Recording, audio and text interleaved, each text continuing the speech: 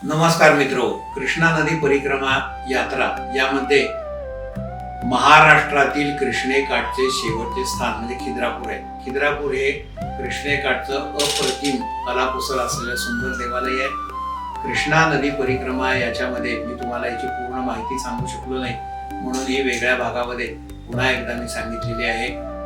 हे देऊळ, त्याचा इतिहास, ते देऊळ कसं बांधलं आणि या ठिकाणी आपण जायला हवं, कारण खूप कमी लोक या ठिकाणी जातात. हे पुरातत्व खात्याच्या ताब्यात आहे आणि त्या ठिकाणी अजून डागडुजी होणं गरजेचं आहे, म्हणून आपण तिथं अवश्य जा.